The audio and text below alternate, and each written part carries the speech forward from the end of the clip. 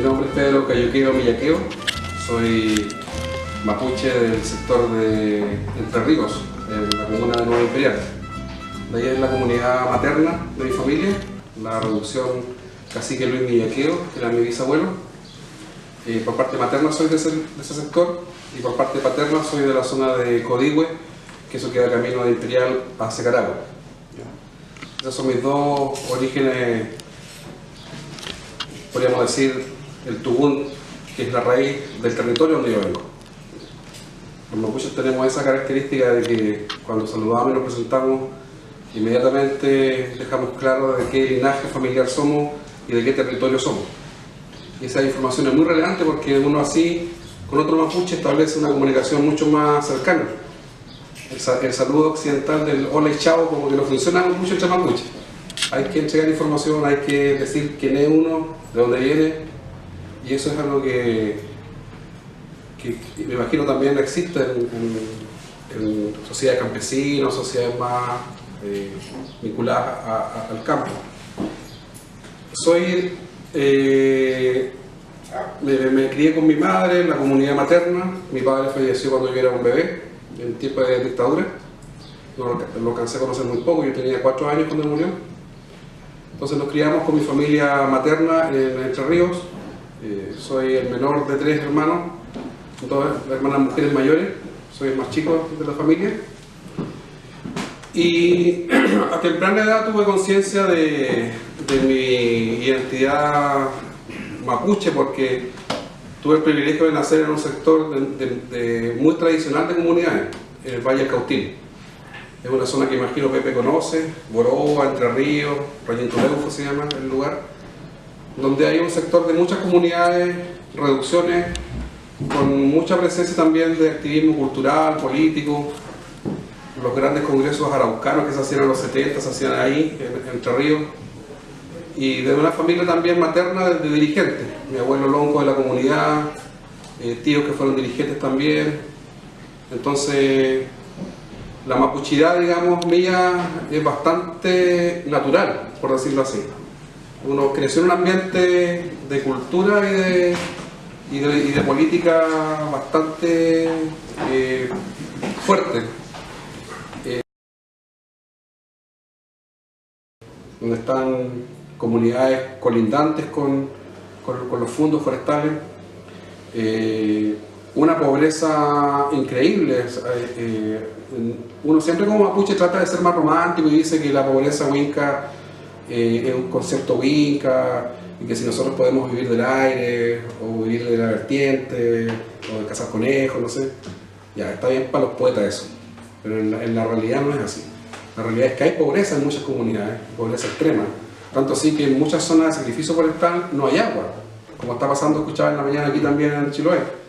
Por tanto, las condiciones para que, como nosotros éramos activistas políticos, las condiciones para agudizar conflictos ahí eran... El gobierno nos culpaba a nosotros de que andábamos generando focos de conflicto, pero las condiciones estaban ahí instaladas. O sea, era que alguien dijera Peña, hagamos algo, y toda la gente decía, hagamos algo. Y como el Peña Chureo tenía el don de la palabra, bueno, le costaba mucho convencer a los fieles que fueran a conversar con los falleceros, que estaban en un fondo. Yo conocí ahí la realidad de un territorio invadido por una industria que uno después ya con el tiempo empieza a comprender el cuadro más general, digamos. Fíjense que en esos años, en los años 90 y después de la década del 2000, el conflicto estaba centrado básicamente con las forestales. En esos años, gran parte de los focos de conflicto que habían eran en comunidades con empresas forestales.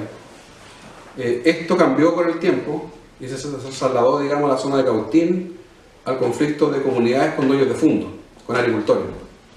Y después derivó, además, en un conflicto entre comunidades con pequeños parceleros, que no son dueños de fondo, son parceleros pobres que llegaron con la reforma agraria a instalarse en alguna zona, asentamientos como Chihuahue, Chequenco y otros más, y que lamentablemente por la agudización del conflicto y la radicalidad que ha adquirido el conflicto, se han visto involucrados también como víctimas del conflicto. Y hay parceleros, especialmente en la zona de Coyipulli y Ercilla, que han sido sacados completamente de sus propiedades. Y muchos de ellos viven de allegados en Pidima o en Coyipulli, en una figura que se asemeja mucho a los refugiados que hay en las guerras. Son personas desplazadas por un conflicto. Incluso hasta ACNUR podría darles categoría de refugiados, porque ellos tuvieron que abandonar sus propiedades producto del conflicto. Desplazados por mapuche, no desplazados, digamos, por mapuches, por comuneros, por jóvenes activistas. Algo que nosotros cuando estábamos a finales de los 90 en la CAM nunca vislumbramos que esto podría llegar a esos niveles, a niveles, digamos. Es más, la CAM todavía mantiene cierta línea que se relaciona más bien con una ética revolucionaria de tener súper claro quiénes son sus enemigos. Y siempre se ha situado a las empresas forestales y al gran capital internacional como el principal foco de conflicto para la CAM. La CAM nunca ha reivindicado acciones contra parceleros, contra dueños de fondos. No es el camino que la organización ha querido tomar, digamos. Y yo lo encuentro muy atinado dentro del conflicto, porque finalmente uno va entendiendo después que efectivamente el gran problema, y así lo señala Huanchumilla en su propuesta de solucionar el tema, el gran problema son las forestales. Ese es el gran problema. Lo que pasa hoy día con el conflicto con los agricultores tiene que ver con que hay pequeños focos de conflictividad en algunas zonas con algunos agricultores, dueños de fondos, los Urban, los Luchinger, en fin, son como 5 o 6 familias de la zona, pero que ellos tienen algo que hace que se magnifique todo. Ellos tienen redes y tienen influencia cultural y social y económica para tocar teclas como la multigremial, como la SOFOFA, como la SNA, como los parlamentarios de la UDI o RN, que claramente amplifican la magnitud de lo que sucede, ¿ya? En ese sentido yo siempre soy responsable en decir que el conflicto con los agricultores está completamente magnificado, está completamente sobrevendido. No es el estado de crisis regional que plantea la SOFOFA o que plantean los medios, como si hubiera una guerra civil interna, donde andan mapuches por los campos quemando casas. No es esa la realidad. Lo que sucede es que las víctimas de agricultores, en particular, son personas que tienen la capacidad para transformar un delito común muchas veces, que te fueron a la casa a robar una vaca, o te fueron a asaltar tu casa, no sé, en el marco del conflicto, en un acto que ellos califican como terrorista. Y ahí la cosa ya se pierden todas las proporciones. Tanto así que en este momento, en este preciso momento, se está interpelando al ministro del Interior en el Congreso. Ahora, voy a estar respondiendo preguntas a esta hora ya, por el caso de la Machi Francisca y los Luchinger. O sea, los agricultores tienen esa capacidad, y la han tenido históricamente, porque son un gremio, no olvidemos el golpe de Estado, no olvidemos, en la historia de Chile hay ejemplos clarísimos anteriores de cómo sectores patronales y los agricultores en particular han metido, digamos, las manos para que sucedan cosas. Pero el conflicto central, y yo quiero dejarlo muy claro, es con las forestales. Las forestales tienen más de 1 millón de hectáreas de tierra en el territorio mapuche. Y gran parte de los reclamos que la CAM tenía en su minuto con las forestales y que hoy día otros grupos que han surgido tienen con las forestales son tierras que fueron usurpadas en la contrarreforma agraria que hubo en los años 70, que fueron traspasadas a la CONAF, y que la CONAF después las traspasó a grupos privados. Hay un nombre muy actual, Julio Ponce Lerú, que era yerno de Pinochet y que era el jefe de la CONAF en esos años. Y él se forró también en plata con eso, con lo que hicieron con la venta de tierras al capital forestal que estaba recién llegando a Chile. Fíjense que cuando salió hace poquito el inserto de la SOFOFA, reclamando por la inseguridad jurídica, reclamando por, casi llamando a los militares a que intervinieran en la Araucanía. La Araucanía está completamente llena de turistas. O sea, la Araucanía de hace 5 años a la fecha es la región que tiene mayor turismo interno. O sea, de turistas que veranean en Chile, la Araucanía es la que está en primer lugar. Todo el mundo viene a la Araucanía. Yo en un programa de televisión lo comentaba y decía que raro que la gente vaya a veranear a una zona de conflicto tan terrible. Si hay terrorismo, es turismo extremo, entonces la gente va a meterse ahí a la pata al caballo.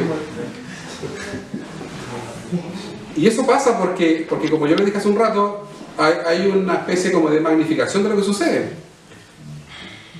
La Sofocas sacó ese inserto casi sedicioso porque llamaban incluso a que los militares pudieran intervenir. Y fíjense que hubo un gremio que no firmó ese inserto. Y eso pasó desapercibido.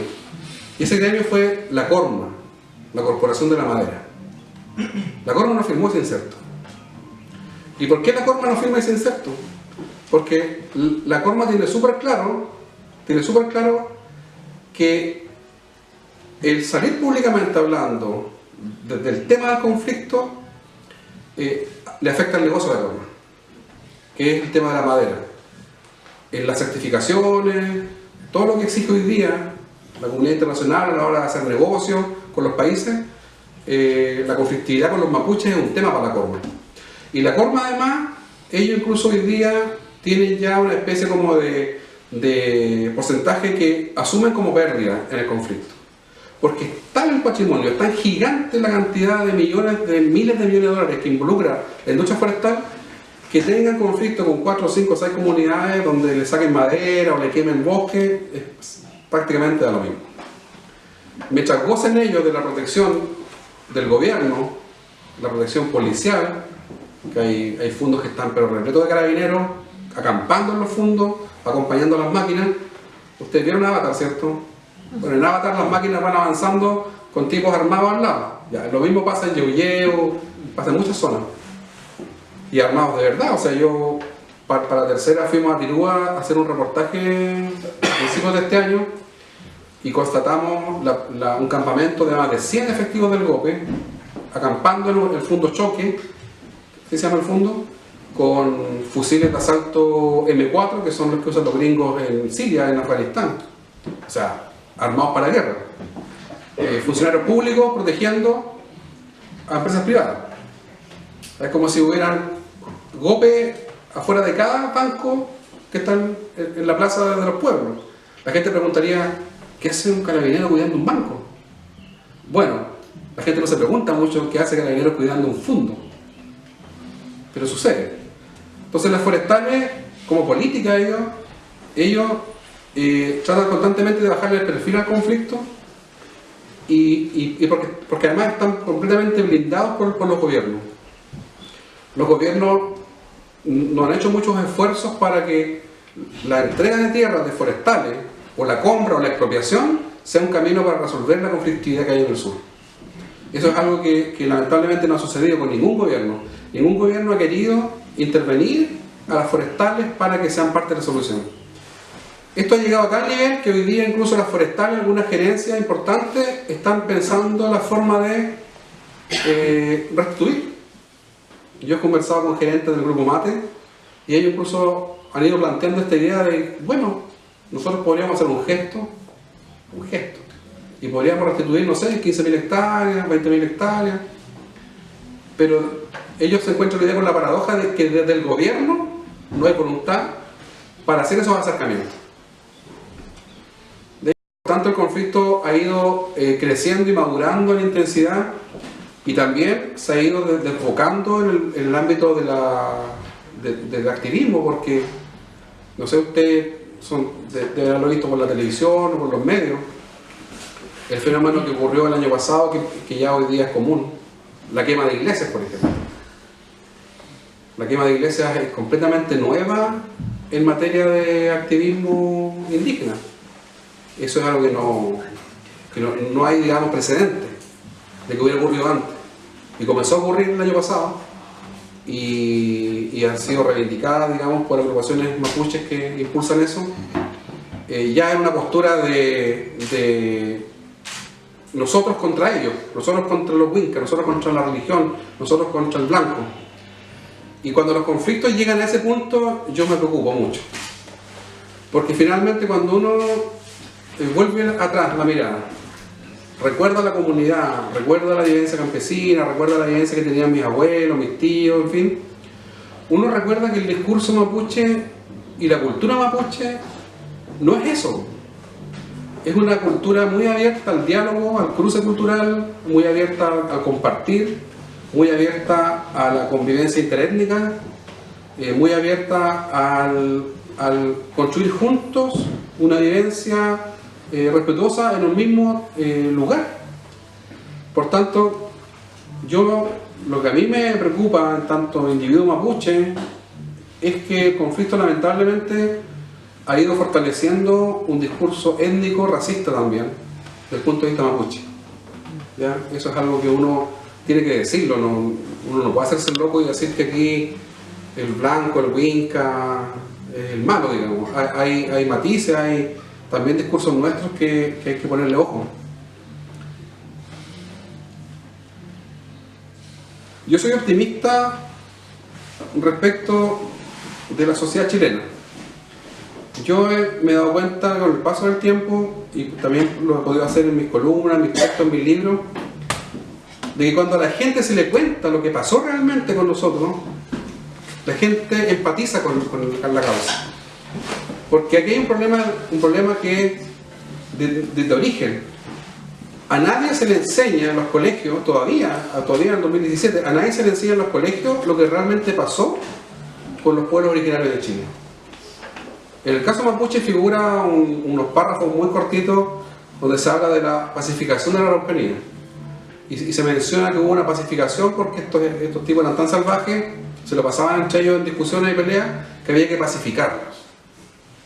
Y eso se hizo en el Cerro Nilol, en una junta con los caciques, el general Urrutia, donde se dieron los abrazos y se pacificó la Araucanía. Y resulta que nadie cuenta que hubo una guerra contra los mapuches, y una guerra de anexión, y que los mapuches perdimos nuestro país después que Bolivia perdió su mar. O sea, si para los bolivianos es tan sentido en su psiqui colectiva que tuvieron mar, que fueron un país que tenía costa, que tenía playa, que tenía fuerza naval, y que fue quitado por Chile en la guerra del Pacífico, y todavía los bolivianos tienen esa cosita aquí metida, que no, queremos mar, queremos mar, queremos mar. Imagínense lo que es para los mapuches, que se los quitaron nuestro país. Nos quitaron el mar, el espacio aéreo, la tierra, nuestro sistema jurídico, nuestro gobierno, nuestra economía. Nos quitaron todo, nuestra libertad. Entonces, cuando se habla muchas veces del conflicto y la gente no tiene esta historia, no se la contaron ni se la enseñaron, la gente dice, pero ¿por qué estos mapuches le desean tanto si esto pasó con Cristóbal Colón? Esto viene hace 500 años, ¿cómo vamos a volver 500 años atrás? Y uno dice, no, si no fue hace 500 años, esto fue en el siglo, a fin del siglo anterior, del 19.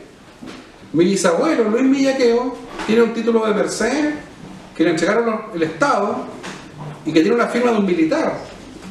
Y ese era mi bisabuelo, no fue mi tatarabuelo, fue mi bisabuelo, que nació en un país mapuche que era libre y murió en un país mapuche colonizado por los chilenos. Y mi abuelo, que era bastante rencoroso por lo que sé, le transmitió a mi abuelo toda esa mala onda. Y la mala onda de mi abuelo con los chilenos era evidente. Mi abuelo Alberto era racista con los chilenos. Mi abuelo Alberto encontraba que era lo peor el winca. Era mentiroso, ladrón, embustero, flojo, en fin. Y el abuelo Alberto era realmente racista. Y quizás por eso soy Cayuqueo Millaqueo, porque no estaba dispuesto a que su hija se casara con un winca. Ella quería casarse con un mapuche. Y fíjense que hubieron generaciones en los años 40, 50, donde se mantuvo esta idea de que fuimos un país, fuimos realmente una sociedad libre, rica, con platería, ganadería, textiles, en fin. Yo siempre muestro en algunas charlas que hago con imágenes, yo siempre muestro la imagen de la platería mapuche, de la mujer mapuche o el lonco, digamos, con su atuendo.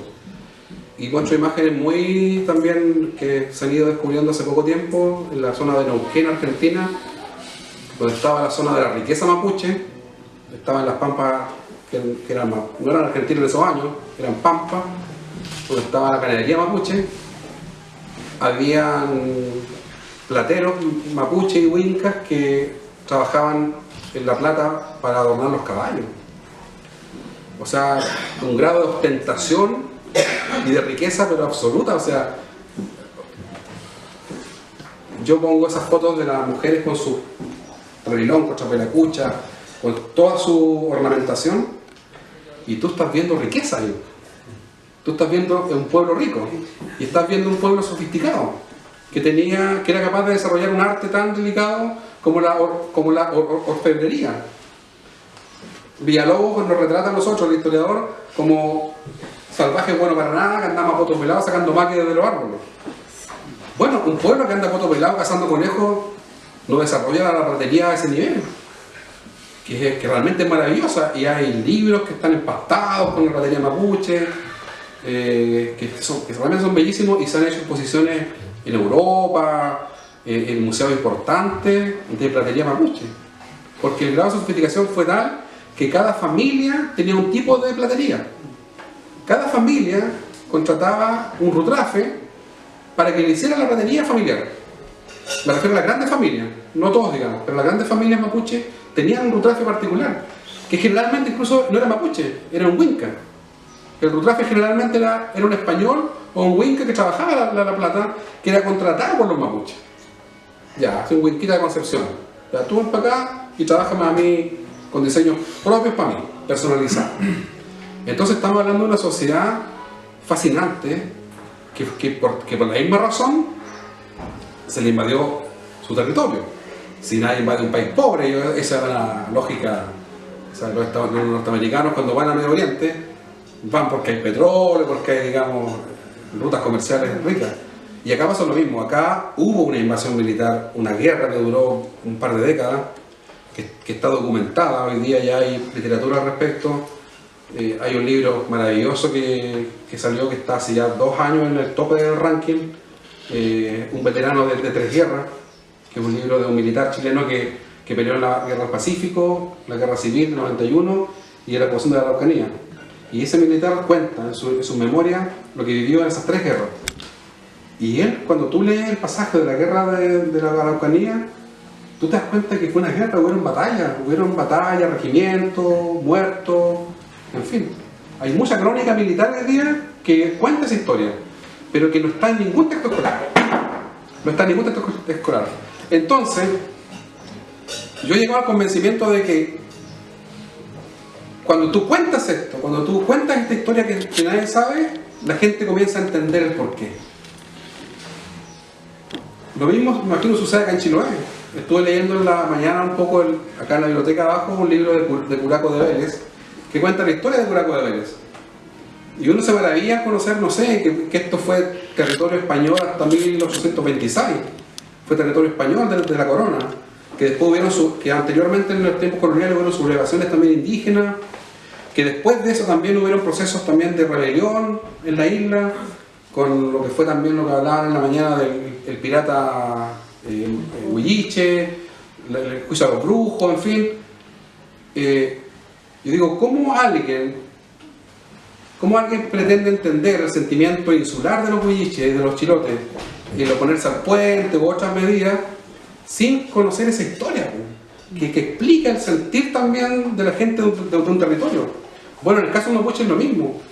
El desconocimiento de la historia de lo que nos pasó a los mapuches es lo que explica el porqué la clase política, la clase intelectual chilena, hay excepciones, José es una gran excepción al respecto, la clase empresarial no entiende el problema, no lo entienden, y lo primero que hacen es decir que detrás de esto hay extranjeros, comunistas, maoístas y todos los istas que uno puede encontrar, anarquistas, la FARC, tuvo el discurso de la FARC, la ETA, en fin. Y cuando a mí me ha tocado estar en foros en Santiago con este tema, Y he tenido sentado al lado, no sé, un dirigente de la UDI, pero de una ignorancia total sobre el tema, total. Y te dice, Pedro, pero si la CAM la fundó la FARC. Y yo me pongo a pensar y digo, yo tenía 23 años cuando fundamos la CAM y no andaba ningún colombiano. Es más, la CAM la fundó un pastor evangélico. Era el principal líder que teníamos en ese tiempo. Y el Peñi era un Peñi de comunidad. Hoy día es el momento de la pedagogía.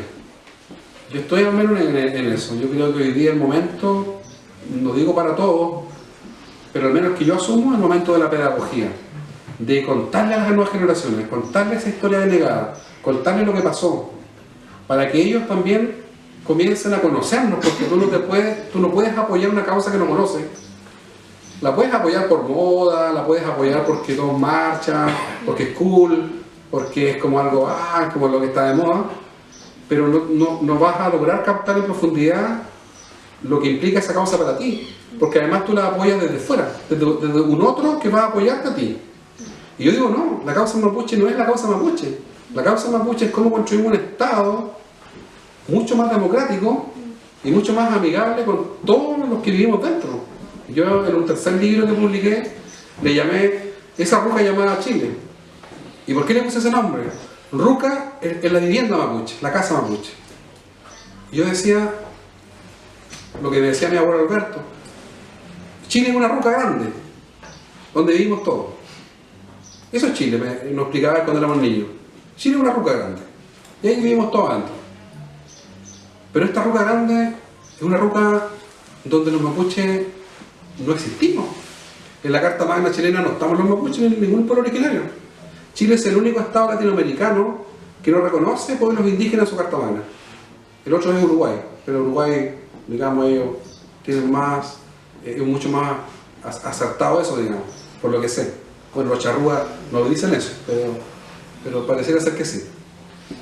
Chile es el único estado latinoamericano que en su Carta Magna no reconoce la existencia de indígenas. En el principal contrato social que establecemos los ciudadanos con el Estado, los pueblos indígenas no existimos. Entonces yo, y aquí termino, no soy poeta, pero a veces trato de quitarle un poquito de fans a Alicura, chihuahua. Yo siempre digo que Chile para los mapuches es un amor no correspondido. Para mí eso es un amor no correspondido. O sea, nos gustaría que Chile nos quisiera como nosotros queremos a Chile. Y eso Alicura lo dice de una forma mucho más linda. Alicura dice que finalmente la lucha mapuche es una lucha por ternura. Y es verdad. Yo creo que... Gracias.